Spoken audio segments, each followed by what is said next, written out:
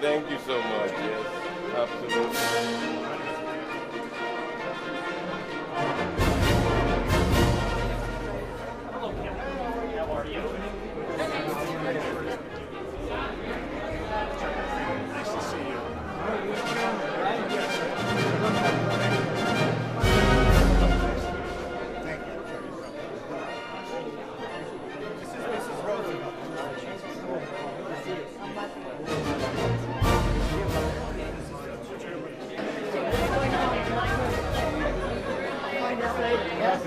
I'll find out what's going on. You're going to tell us everything.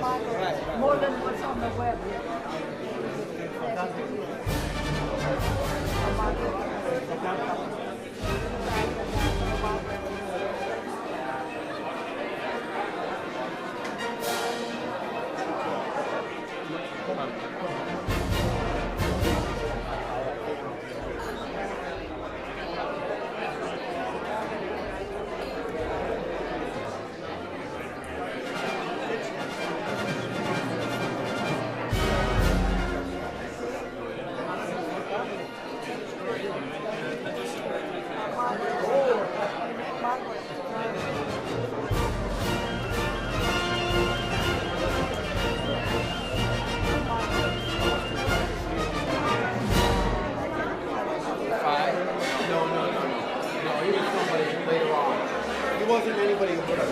I don't want to interrupt this lovely party for too much of your time, but I do want to introduce you to our very generous hosts who have traveled many, many miles to come here to meet all of you. Thank you so much for joining us. This is the Taiwan Civil Government, and I'd like to introduce them to you. To my left here is the chairman. He is Cheng Chung Mo. Please give him a welcome. Thank you. And Nico Tsai, he is the vice chairman of the Taiwan Civil Government. Thank you. Welcome. Sone Kensho, who is the vice chairman of the Taiwan Civil Government. Roger C.S. Lin, who is actually not with us. He's here being represented by John Shea.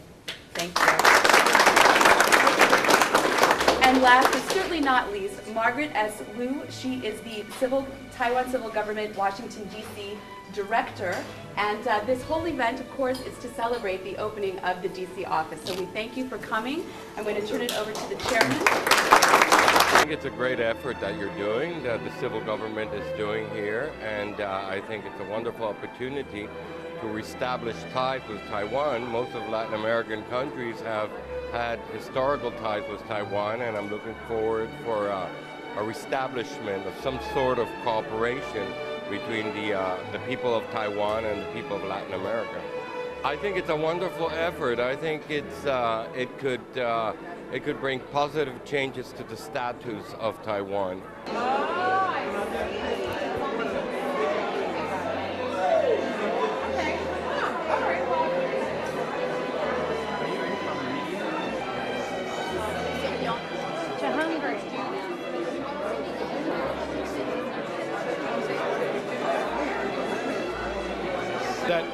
That Taiwan has moved from the third world to the first world and is a thriving economy, not just industry, but services, light industry, heavy industry, services.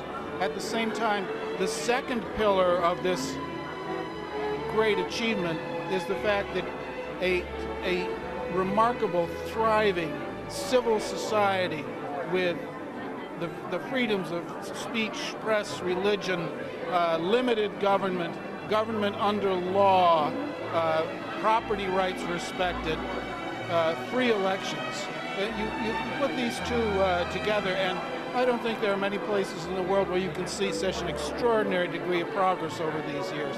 And I admire the people of Taiwan for this great achievement.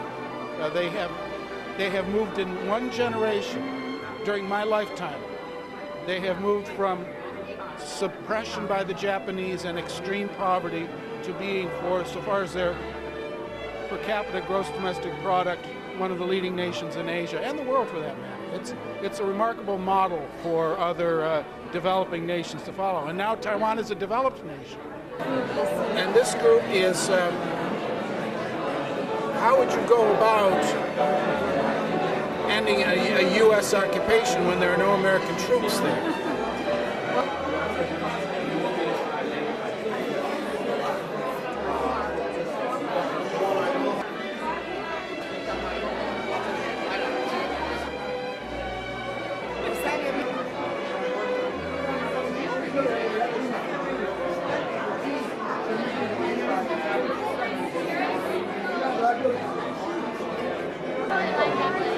The best thing to do would be just, you know, educate more young Americans about Taiwan, bring them to Taiwan.